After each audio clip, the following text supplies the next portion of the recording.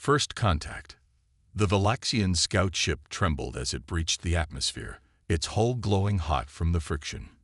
Inside, Saria Nevzil fought with the controls, her four-fingered hands dancing across the glitching holographic interface. Warning alarms blared through the cabin, their urgent tones drilling into her skull. Navigation offline. Propulsion failing. Crash imminent, the ship's AI announced with maddening calm. Saria hissed a curse. This was supposed to be a routine reconnaissance mission.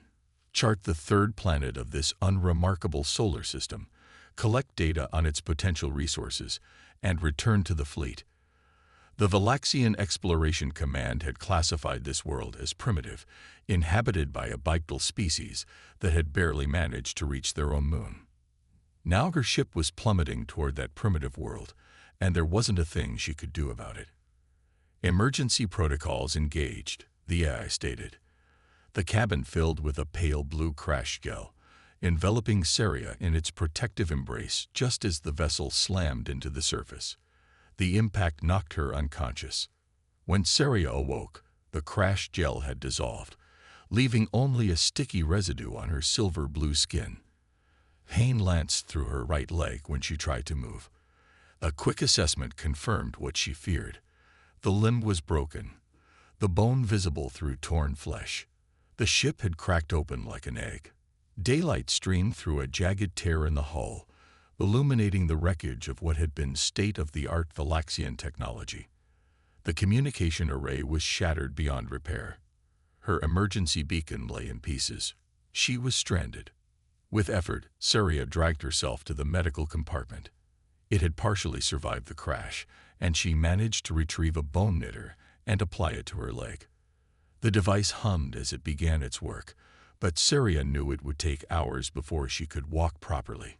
A sound from outside froze her in place, a low, guttural growl that didn't come from any Valaxian creature. Through the tear in the hull, she glimpsed movement. Large quadrupedal organisms circled her ship, their muscular bodies covered in mottled fur, jaws filled with teeth designed for tearing flesh. Saria had studied enough xenobiology to recognize predators when she saw them, and they had caught her scent. The first creature leaped through the opening, its amber eyes fixed on her. Saria reached for her pulse pistol, only to find the holster empty. The weapon had been thrown clear in the crash. Instead, she grabbed a jagged piece of metal from the debris, ready to sell her life dearly. The predator tensed, preparing to spring at her, when a sharp crack echoed through the air. The creature yelped and retreated. More cracks followed, and the pack scattered into the surrounding forest. Silence fell. Then footsteps approached. Saria gripped her makeshift weapon tighter, her 3 hearts pounding in her chest. She knew what came next. A human. All her life, Valaxian educational feeds had portrayed humans as violent, irrational beings who tortured for pleasure and destroyed for sport. If the predators would have given her a quick death, the human would surely make her suffer. A shadow fell across the tear in the hull. A figure stepped into view, silhouetted against the sunlight. Saria braced herself for the worst.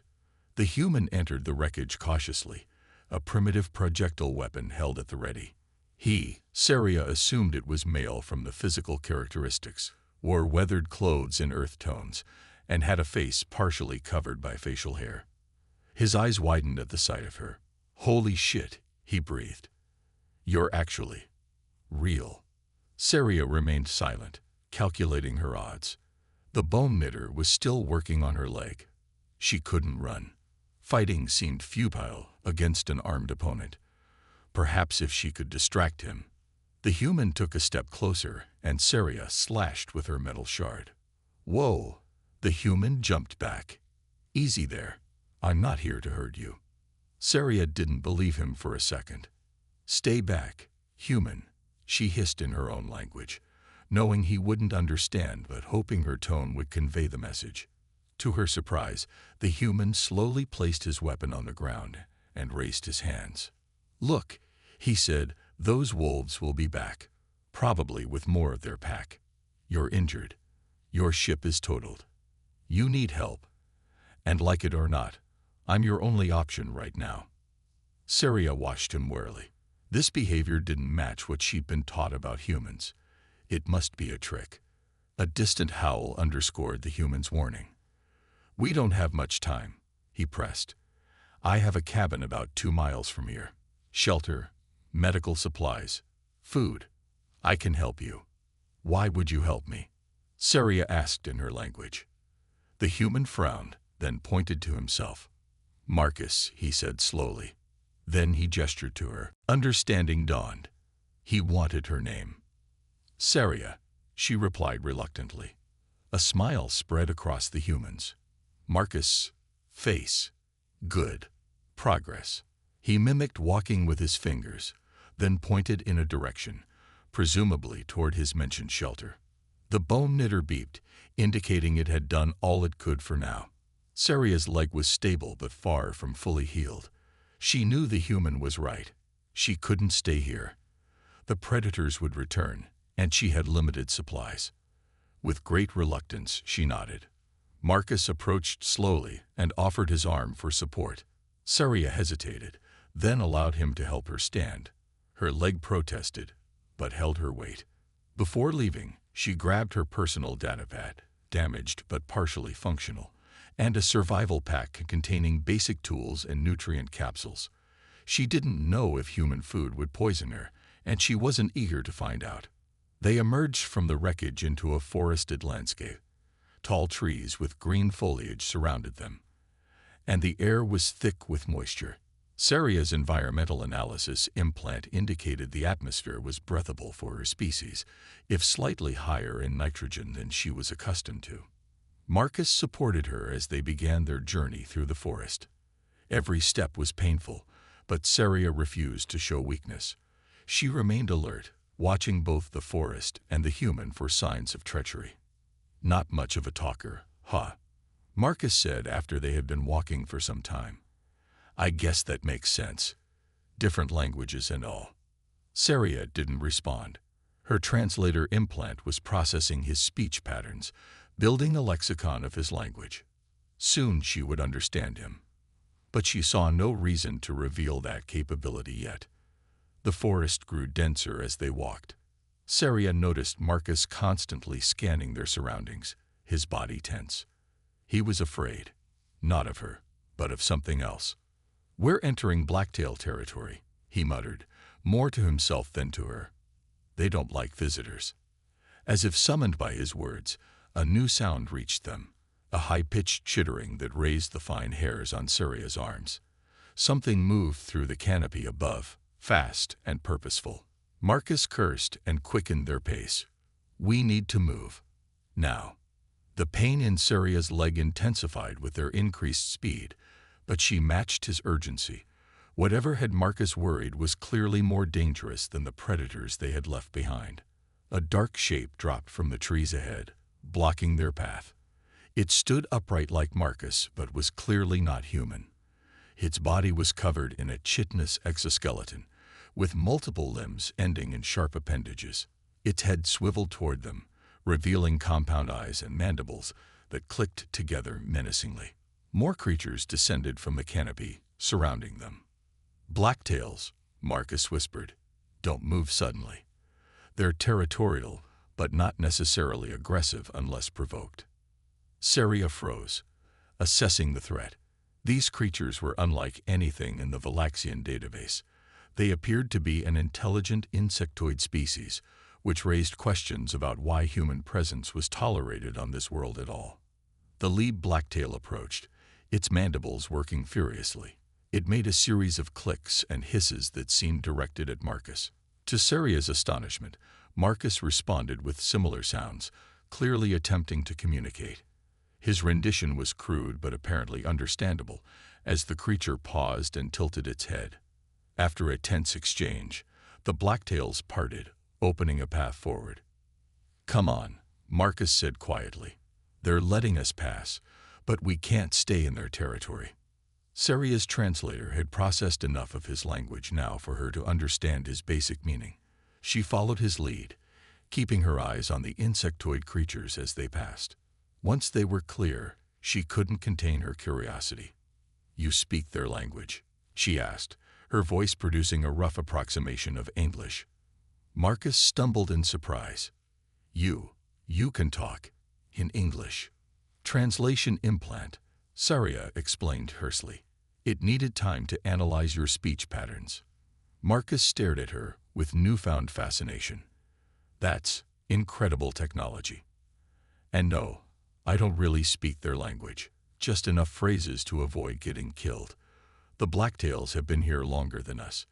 This region belongs to them. This information contradicted everything Saria had been told about Earth.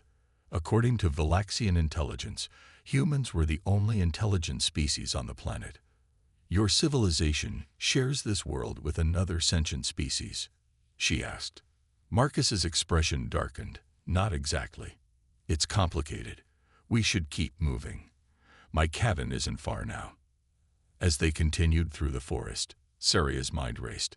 Nothing was as she had expected. The human had saved her rather than capture or kill her. The planet hosted multiple intelligent species. What else had Valaxian command gotten wrong? They emerged from the forest into a small clearing. A modest wooden structure stood at its center, Marcus's cabin. It was primitive by Valaxian standards, but solidly built. Home sweet home, Marcus said, helping her up the steps to the door. It's not much, but it's safe. As they crossed the threshold, Saria realized she was entering unknown territory in more ways than one. She was placing her life in the hands of a human, a species she had been taught to fear and despise. Yet as Marcus helped her to a chair and began gathering medical supplies, she couldn't help but wonder, what other lies had she been told? The wilderness. Dawn broke over the forest, casting long shadows through the cabin's windows. Saria stood by the glass, watching as a mist rose from the ground, enveloping the trees in an ethereal shroud.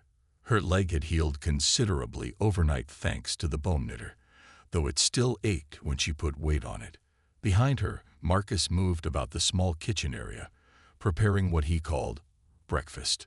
The smell was unfamiliar, not unpleasant, but alien to her senses. "Hope you like eggs," he said, placing a plate on the rough-hewn table. "I don't know what your people eat, but protein is usually a safe bet across species." Saria turned from the window. "I have my own nutrients," she replied, patting the survival pack at her hip. Marcus shrugged. "Suit yourself, but those won't last forever." He was right, of course. Her nutrient capsules would sustain her for perhaps a week, 2 if she rationed carefully. After that, she would need to find alternative food sources or risk starvation. She joined him at the table, watching as he ate. Her translator implant had fully mapped his language now, allowing for seamless communication, but cultural barriers remained. Marcus seemed surprisingly comfortable with her presence, which only deepened her suspicion. No species was this accepting of an alien interloper without ulterior motives. "Why do you live alone in the forest?" she asked abruptly. Marcus paused mid-bite. "That's a long story. We appear to have time." A smile tugged at the corner of his mouth. "Fair enough." He set down his fork. "I used to be what we call a xenobiologist, someone who studies non-human life forms. I was part of a government research team studying the Blacktails." "Your government acknowledges their existence?" Saria asked, surprised. "Officially? No. The public doesn't know about them. Most people would panic if they knew we shared Earth with another intelligent species." He took a sip from his mug. "The Blacktails have been here for thousands of years, living mostly underground and in remote forests. They're private, territorial, but not expansionist. They just want to be left alone." "And your research team?" Marcus's expression hardened. "We were supposed to be studying them to understand them better. But some of my colleagues had other ideas. They wanted to weaponize what we learned, exploit blacktail biology for military applications. When I objected, I became inconvenient." "They tried to eliminate you," Saria surmised. "They arranged an accident during a field expedition. I was supposed to die, but I survived. Rather than go back and face another attempt, I disappeared. Built this place, The blacktails tolerate me because I helped some of them when a disease swept through their colony. We have an understanding. Saria processed this information. It aligned more with what she knew of humans, their tendency toward violence and exploitation, but also revealed complexity she hadn't expected. "And now you've revealed yourself by helping me," she observed. Marcus met her gaze. "I couldn't just let you die out there." "Why not? I am an alien. Your species and mine have never met. For all you know, I represent an existential threat to your world." "Do you?" he asked bluntly. The question caught her off guard. Did she? The Valaxian Exploration Command certainly viewed Earth as a potential resource world, not a partner civilization. If her people came in force, what would happen to humans like Marcus? To the blacktails. "I am a scout," she answered carefully. "My mission was reconnaissance only." "And what happens after reconnaissance?" Saria didn't answer immediately. The truth was uncomfortable. "It depends on what I report." Marcus nodded as if she had confirmed something he already suspected. "Well, right now you can't report anything. Your ship is destroyed. Which brings us to our next problem. How to get you home, or at least to a point where you can contact your people. There is a communication relay at the edge of your solar system," Saria said after a moment's consideration. "If I could access technology capable of sending a focused transmission that far." "Earth doesn't have anything that powerful," Marcus replied. "Not in civilian hands, anyway." "What about military or governmental resources?" Marcus laughed without humor. "You want me to walk into a government facility with an alien and ask to use their deep space communication array? The same government that tried to have me killed." Put that way, it did sound absurd. "There might be another option," Marcus continued, his expression thoughtful. "The blacktails have technology that might surprise you. They're more advanced than humans in some ways, particularly in communications. They use a system to connect their colonies across vast distances." "You think they would help me?" Saria asked skeptically. "Not without something in return. But it's worth exploring." He stood and began clearing the table. "First, though, we need to retrieve anything useful from your ship before the government finds it. A crashed alien vessel isn't something they'll ignore for long." Saria nodded in agreement. "My emergency beacon activated upon impact. If any Valaxian vessels are within range, they'll investigate, but it could be days or weeks before they arrive. Then we should move quickly." They set out within the hour, Saria carrying her survival pack, and Marcus armed with his rifle and a backpack of supplies. Her leg was strong enough now for the journey, though they moved at a cautious pace. The forest looked different in daylight, less menacing but no less alien to Saria's eyes. The vegetation was nothing like the crystal-flecked flora of her homeworld. "The diversity of life on your planet is impressive," she admitted as they walked. Marcus glanced at her with a smile. "That's one thing that made me become a xenobiologist. Earth has millions of species, each adapted to its niche in fascinating ways." "What's your world like?" Saria hesitated. Sharing information about Valaxian homeworlds was strictly forbidden. But so was crashing on uncontacted planets and accepting help from their inhabitants. She was well beyond protocol now. "Takara, my homeworld, orbits a binary star system.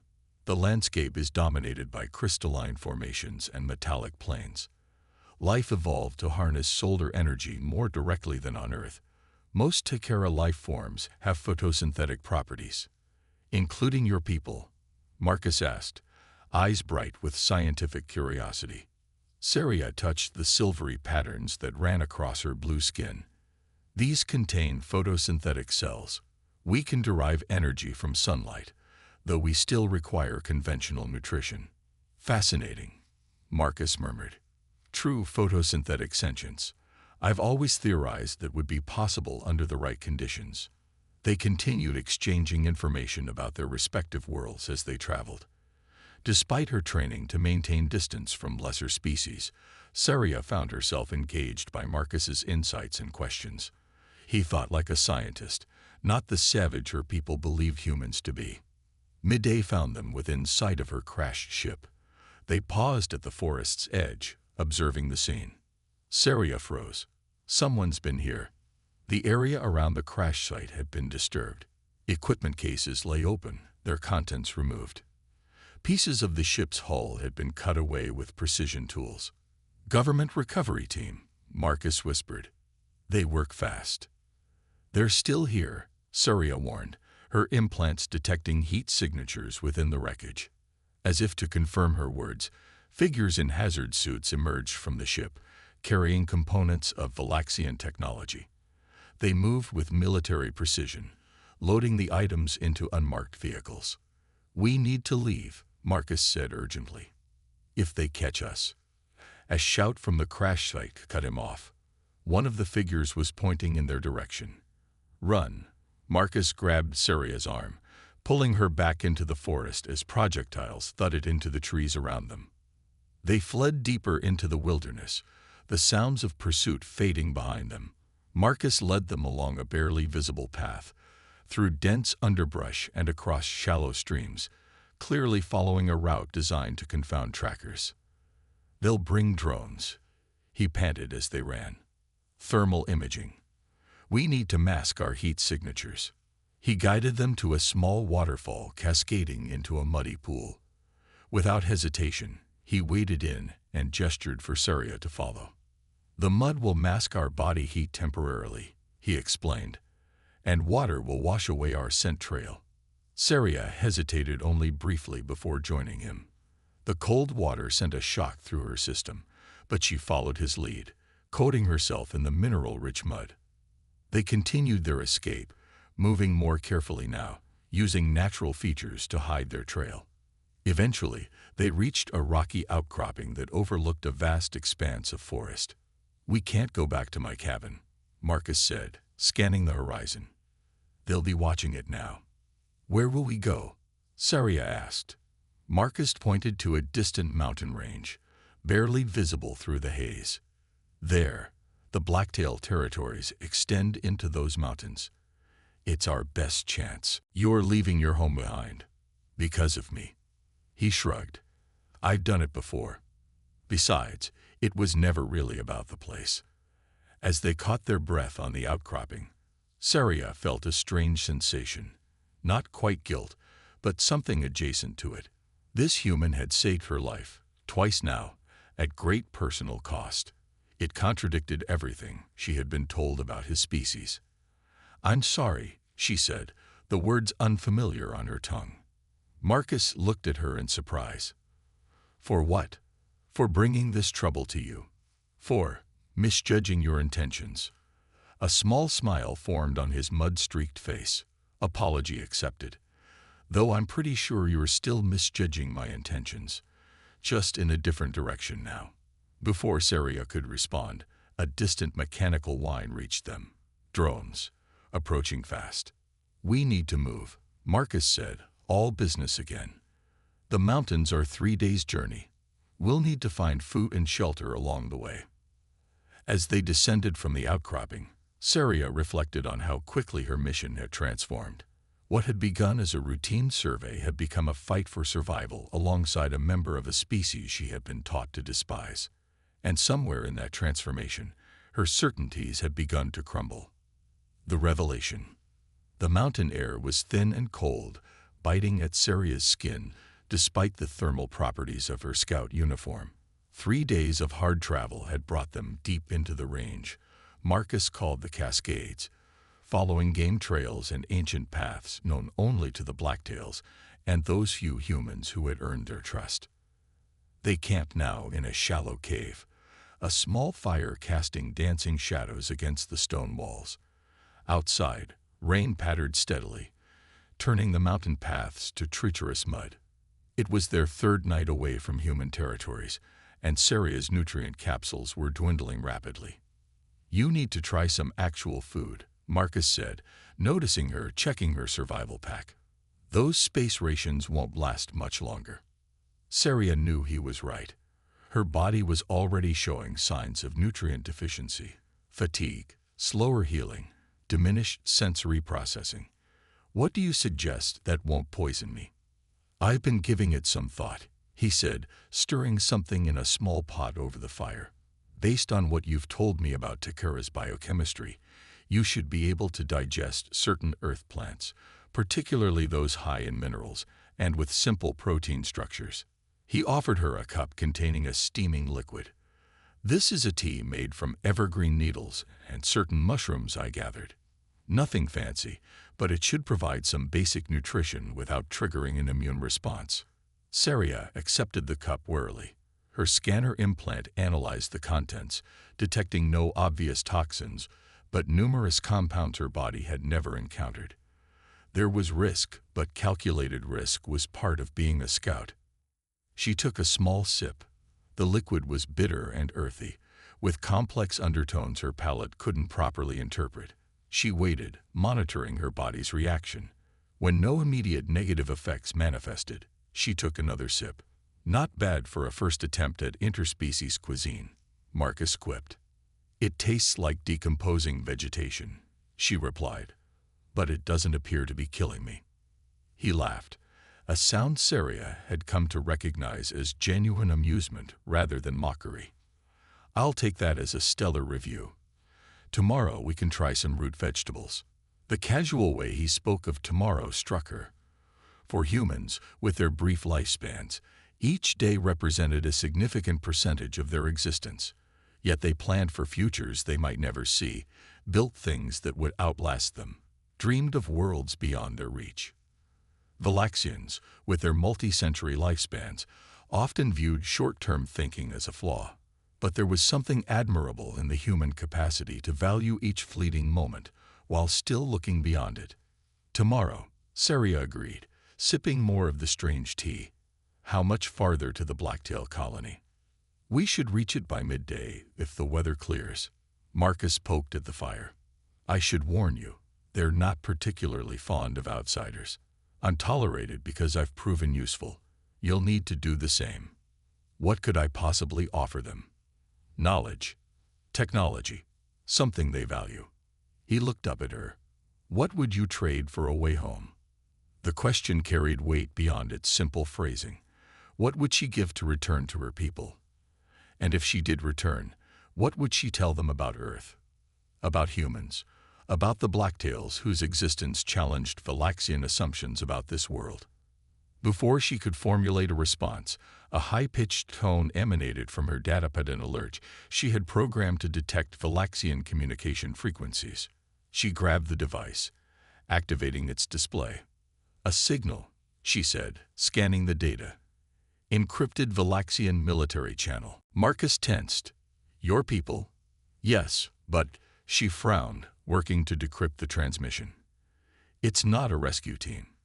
It's a command ship communicating with something on this planet. What? There can't be other Valaxians here. We would know. Saria's fingers moved rapidly across the interface, her training taking over. The transmission originates from a location approximately 20 kilometers northeast of our position. High elevation. Marcus leaned over to study the crude map her datapad had generated. That's deep in Blacktail territory. No human outposts there. The decryption algorithm completed its work, and fragments of the transmission appeared on the screen. Saria's 3 hearts accelerated as she read. This doesn't make sense, she muttered. These are tactical communications, combat protocols. But no Valaxian military unit has been deployed to Earth. Are you sure about that? Marcus asked quietly. Saria looked up sharply. What do you mean? You're a scout. You were sent to gather information about a planet your people clearly already know something about. What if your mission was never about discovery, but confirmation? The implication struck her like a physical blow. You think I was sent to verify information already gathered by a covert operation? It would explain a lot, like why your people have such specific ideas about humans that don't match reality, or why they missed the existence of the Blacktails entirely. Saria returned to the datapad, digging deeper into the transmission. What she found sent a chill through her that had nothing to do with the mountain air. This isn't a standard military operation, she said slowly. These are orders for a specialized unit. Xenobiological Weapons Division. Marcus's expression darkened. Biological weapons. The transmission references field testing of something called Project Eclipse, a pathogen designed to target specific genetic markers. She looked up, eyes wide. Marcus, these genetic markers, they're human.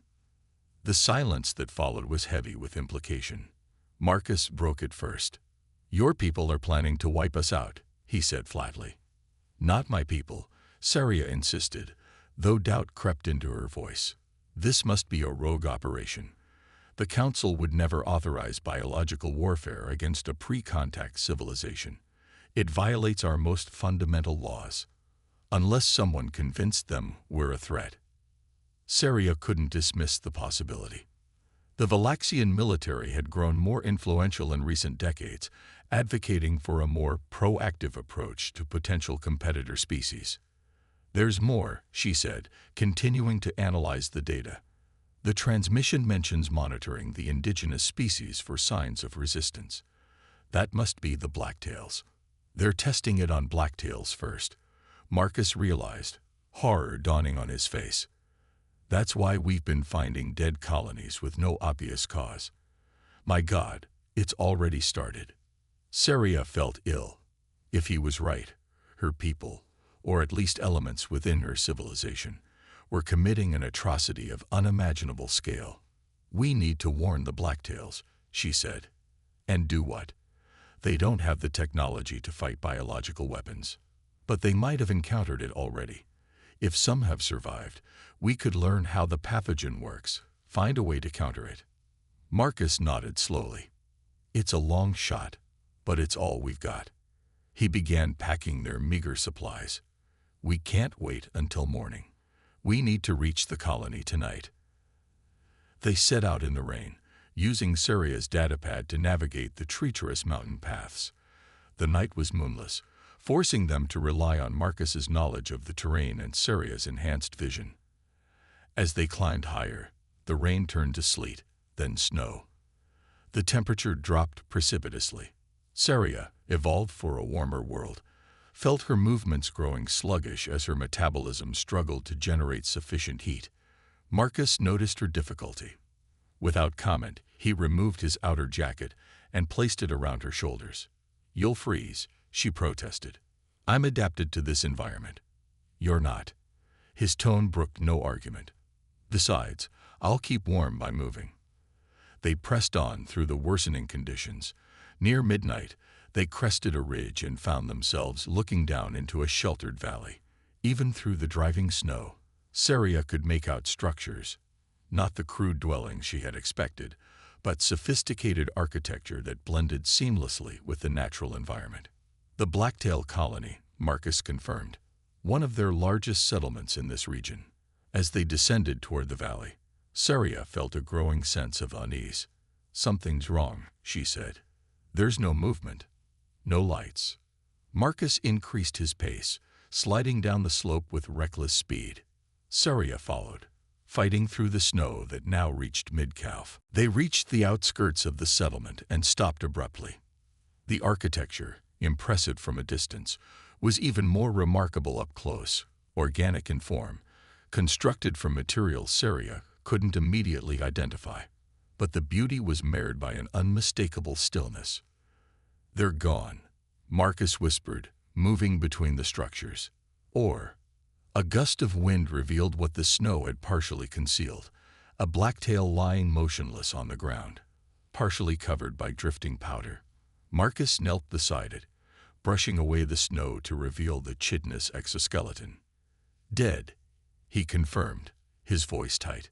No visible injuries. They found more bodies as they moved deeper into the colony. Dozens, then hundreds of blacktails, all apparently struck down while going about their daily activities. There were no signs of struggle, no evidence of panic or flight, only the terrible stillness of mass death. In what appeared to be a central gathering space, Marcus stopped, turning in a slow circle to take in the scale of the tragedy. This is it, he said, his voice hollow. The biological weapon. It killed them all. Saria felt numb. This was beyond anything she had imagined possible. The Valaxian Exploration Command, for all its flaws, was supposed to uphold principles of non-interference with developing civilizations. This was genocide. "We need to find our communication center," she said, forcing herself to focus on practical matters. "If they documented what happened, we might be able to." She was interrupted by a sound, faint but distinctive, a clicking, chittering noise coming from one of the larger structures. Marcus heard it too. They exchanged a glance before moving cautiously toward the source. The building's interior was dark but remarkably warm. As their eyes adjusted, they made out complex machinery lining the walls, technology far more advanced than human civilization had achieved. The chittering grew louder. At the room's center, they found a single blacktail, smaller than the others they had seen. It was clearly juvenile, huddled beside the body of an adult that must have been its guardian. The young blacktail's compound eyes fixed on them, mandibles working in distress. "It survived," Marcus breathed. "How?" Before Saria could respond, her datapad emitted another alert. A new transmission, much closer than the first. "They're here," she whispered. "The Valaxian unit. They must be monitoring for survivors." Marcus knelt slowly, extending his hand palm up in what must have been a blacktail gesture of peace. The juvenile hesitated, then moved tentatively toward him. "We need to go," Saria urged. "Now. Before they find us." "We can't leave it," Marcus insisted. "It's evidence, Marcus. The only proof we have that this wasn't some natural disaster." His head snapped up, eyes flashing with anger. "It's a child. Not evidence. A living being whose entire family, whose entire people, have